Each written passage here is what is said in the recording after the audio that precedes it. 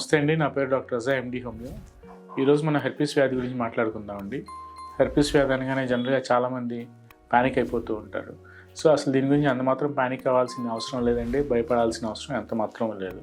So herpes simplex వైరస్లో ఏంటంటే జనరల్గా ఇది ఒక ఎస్టీడీ ఇన్ఫెక్షన్. అంటే మనం సెక్షువల్లీ ట్రాన్స్మిటెడ్ డిసీజెస్లో ఎక్కడైనా ఒక హెల్దీ ఇండివిజువల్ బయట ఒక ఇన్ఫెక్టెడ్ ఇండివిజువల్తో ఎక్స్పోజ్ అయిన తర్వాత ఏదైనా జెనిటల్స్ మీద ర్యాషెస్ రావటం కానీ, నంజు పొక్కుల్లాగా రావటం కానీ, నీటి కురుపుల్లాగా రావటం కానీ, బ్లిస్టర్స్ లాగా రావటం కానీ ఉంటే జనరల్గా దీన్ని మనం హెర్పిస్ సింప్లెక్స్ వైరస్ అని చెప్తూ ఉంటామండి.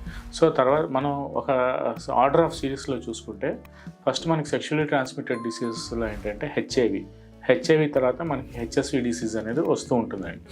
సో హెర్పిస్ సింప్లెక్స్ వైరస్ వచ్చినంతలోపు ఏదో మనకి దీనివల్ల ఇంక ఇది తగ్గకుండా ఉండిపోతుందా, లేదంటే ఈ వ్యాధి అనేది బాడీలో అలాగే ఉండిపోతుందా, లేదంటే యాంటీబాడీస్ పెరిగిపోతే లక్షణాలు అనేవి తీవ్రతరం అయిపోతాయా, లేదంటే హస్బెండ్ టు వైఫ్ కానీ, వైఫ్ టు హస్బెండ్ కానీ డిసీజ్ ఒకరి నుంచి వాళ్ళకి ట్రాన్స్మిట్ అవుతుందా అనే డౌట్స్తో చాలామంది అనేక రకాల అనుమానాలు, అపోహలు, భయాలతో ఉంటూ ఉంటారండి. సో ఈ జనరల్గా దీంట్లో ఏంటంటే 2 types ఆఫ్ వేరియేషన్స్ ఉంటాయండి. అంటే ఈ హెర్పిస్ సింప్లెక్స్ వైరస్లో టైప్ 1 అండ్ టైప్ 2 అని చెప్తూ ఉంటాం. సో ఈ టైప్ 1 హెర్పిస్ అనేది జనరల్గా ఓరల్ ఏబియల్ హెర్పిస్, అంటే ఓరల్ మ్యూకోజల్ మెంబ్రెన్స్ దగ్గర మనకి హెర్పిస్ అనేది ఎఫెక్ట్ అవుతూ ఉంటుంది. అంటే ఎక్కడైతే మనకి మ్యూకస్ మెంబ్రెన్స్ ఉన్నాయో ఆ మ్యూకస్ మెంబ్రెన్స్ ఏరియాలో జనరల్గా ఈ వాటర్ బ్లిస్టర్స్ లాగా రావడం కానీ, నంజు పొక్కుల్లాగా రావడం కానీ, నీటి పొక్కుల్లాగా రావడం కానీ జనరల్గా జరుగుతూ ఉంటుంది.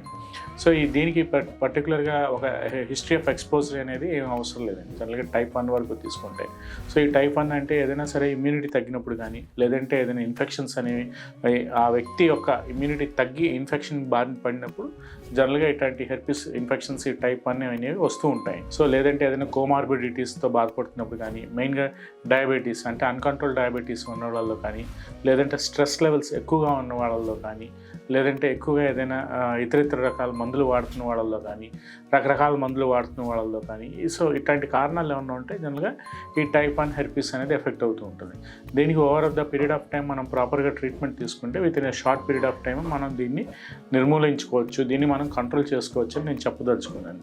అలాగే మన టైప్ 2 హెర్పిస్ తీసుకుంటే దీంట్లో ఈ టైప్ 2 హెర్పిస్ అనేది జెనిటల్ హెర్పిస్ అని చెప్తూ ఉంటారు. సో ఈ జెనిటల్ హెర్పిస్ అనేది మెయిన్గా జననాంగాల దగ్గర, ప్రైవేట్ పార్ట్స్ దగ్గర బ్లిస్టర్స్ లాగా రావటం, నంజుపొక్కుల్లాగా రావటం అనేది జనరల్గా జరుగుతూ ఉంటుంది. సో దీంట్లో both male and female history తీసుకుంటే ఖచ్చితంగా దీనికి history of sexual exposure with herpes infected individual అంటే బయట ఎక్కడైనా ఒక ఇన్ఫెక్టెడ్ ఇండివిజువల్తో ఆ ఇన్ఫెక్టెడ్ ఇండివిజువల్కి హెర్పిస్ వ్యాధి అనేది ఉంటే డెఫినెట్గా ఈ వ్యాధి అనేది అది మేల్ టు ఫీమేల్ కానీ, ఫీమేల్ టు మేల్ కానీ డిసీజ్ అనేది ట్రాన్స్మిట్ అవుతూ ఉంటుంది. ఈ బ్లిస్టర్స్ అనేవి ఏమవుతూ ఉంటాయంటే రికరెంట్గా ఆన్ అండ్ ఆఫ్గా వస్తూ పోతూ ఉంటాయి. సో అది ఇలా కొంతమంది ఏం చేస్తూ ఉంటారంటే మన క్లినికల్గా డే టు డే ప్రాక్టీస్లో ఒక 2 to 3 months ట్రీట్మెంట్ తీసుకుని తగ్గిపోయింది అనుకోండి మానేయటం, లేదంటే ప్రతిదీ మనకు ఉండేది ఐజీఎం యాంటీబాడీ వాల్యూస్ ద్వారా కోరిలేట్ చేసుకోవటం. ఇంతకుముందు మనకి ఐజీఎం యాంటీబాడీ వాల్యూ ఎంత ఉంది, ఇప్పుడు ఎంత ఉంది అనేది కోరిలేట్ చేసుకోవటం. అంటే కొంతమంది అసిమ్టమాటిక్ ఉన్న ఈ ఐజీఎం యాంటీబాడీ వాల్యూస్ అనేవి కొంతమందికి రిపోర్ట్స్ పరంగా చూసుకుంటే ఎక్కువగా కనిపిస్తూ ఉంటాయి. సో వీళ్ళు నాకు లక్షణాలు ఏమీ లేవు కదా సార్, మరి యాంటీబాడీ వాల్యూ ఏం తగ్గట్లేదు అని అడుగుతూ ఉంటారు. సో అది బాడీ యొక్క కాన్స్టిట్యూషన్ బట్టి, బాడీ యొక్క ఇమ్యూనిటీ లెవెల్స్ బట్టి ఉంటూ ఉంటాయండి. సో ఈ బాడీ కాన్స్టిట్యూషన్లో కొంతమంది ఇమ్యూనిటీ తగ్గిన, లేదంటే కోమార్బిడిటీస్ ఎక్కువ ఉన్న వాళ్ళు బయట అసిమ్టమాటిక్గా ఉన్న బ్లడ్లో ఇన్ఫెక్షన్ లెవెల్స్ అనేవి కనిపిస్తూ ఉంటాయి.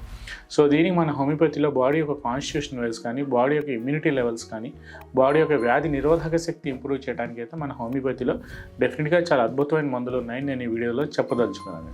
సో ఇది ఎప్పుడు మనకి అసలు ప్రాబ్లం అవుతూ ఉంటుంది.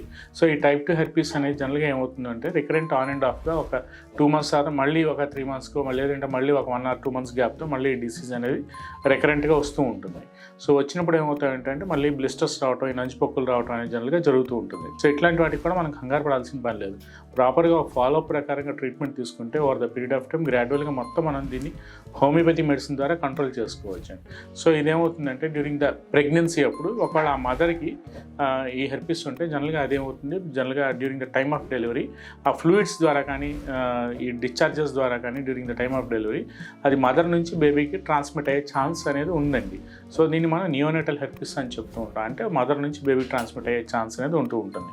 సో ఇంకోటి ఏం అడుగుతుంటారంటే కామన్ క్వశ్చన్, హెచ్ఎస్వి టైప్ 2లో జనరల్గా ఫ్యామిలీ లైఫ్లో ఉండొచ్చా అని అడుగుతూ ఉంటారు. అదేంటంటే ఆ ట్రీట్మెంట్ తీసుకుంటున్నంతసేపు ఆ ట్రీట్మెంట్ తీసుకున్నంత కాలం జనరల్గా ఒక 3 to 4 months లేదంటే ఒక 5 months బాడీ ఇమ్యూనిటీ డెవలప్ అయ్యే వరకు, యాంటీబాడీ వాల్యూస్ తగ్గినంత వరకు, లేదంటే వాళ్ళు పూర్తిగా అసిమ్టమాటిక్ అయినంత వరకు కొంతకాలం దూరంగా ఉంటామో లేదంటే సేఫ్టీ ప్రికాషన్స్తో అయినా ఉండొచ్చండి. సో ఉంటే జనరల్గా ఏమవుతుందంటే ఆ హెల్దీ ఇండివిజువల్కి హెర్పిస్ ఇన్ఫెక్షన్ అనేది ట్రాన్స్మిట్ అవ్వకుండా ఉంటూ ఉంటుంది. సో ఇట్లాంటి వాటికి కూడా మనకు హోమియోపతిలో ట్రీట్మెంట్ ఉందండి. సో వీటన్నిటికీ మనం సిస్టమ్గా తీసుకుంటూ ఏదో హెర్పిస్ ఎఫెక్ట్ అయిన తర్వాత నాకు హెచ్ఐవి వచ్చేస్తుందా, లేదంటే ఇంకా నాకు ఇతర వ్యాధులు వస్తాయా అని కూడా అడుగుతూ ఉంటారు. So it all depends upon the immunity. So ఇంకొక మెయిన్ క్వశ్చన్ ఏంటంటే పేషెంట్స్ అడిగేది, హెచ్ఎస్వి వస్తే హెచ్ఐవి కింద మారుతుందా? హెర్పిస్ సింప్లెక్స్ వైరస్ అది ఎట్టి పరిస్థితుల్లో హెచ్ఐవి కింద మారదండి. సో హెర్పిస్ సింప్లెక్స్ వైరస్కి వచ్చే వైరస్ వేరు, హెచ్ఐవికి వచ్చే వైరస్ వేరు. సో అదంతా ఏంటంటే ఒకవేళ హెచ్ఐవితో ఇన్ఫెక్ట్ అయ్యి ఆల్రెడీ ఆ ఇండివిజువల్ ఉంటే సో అది హెర్పిస్ సింప్లెక్స్ వైరస్ కింద మారే సూచనలు అయితే ఉంటాయి. కానీ హెర్పిస్ సింప్లెక్స్ వైరస్ ఉన్నంతలోపు అది హెచ్ఐవి కింద కానీ ఎయిడ్స్ కింద కానీ మారే ఛాన్స్ అనేది లేదండి. సో ఇవన్నీ ఏంటంటే రకరకాల అనుమానాలు, రకరకాల భయాలతో, ఒక రకమైన ఫోబియాలో ఉంటూ ఉంటారు. సో అట్లాంటి ఫోబియాలు, భయాలు ఏమీ అవసరం లేకుండా స్క్రీన్ మీద మా నెంబర్స్ ఉంటాయి. మీరు ఒకసారి మా దగ్గరికి అప్రోచ్ అయితే డెఫినెట్గా మీకు కావాల్సిన కౌన్సిలింగ్ పార్ట్ లేదంటే ట్రీట్మెంట్ పార్ట్ అనేది చూసుకుని ఒక 6 to 8 months అనేది మొత్తం ట్రీట్మెంట్ తీసుకుంటే గ్రాడ్యువల్గా హెర్పిస్ సింప్లెక్స్ వైరస్ ఏదైతే యాంటీబాడీ లోడ్ ఉందో దాన్ని మనం తగ్గించుకుని పూర్తిగా నిర్మూలించుకోవచ్చని ఈ వీడియో ద్వారా మన వ్యూవర్స్కి నేను చెప్పదలుచుకున్నాను. Thank you.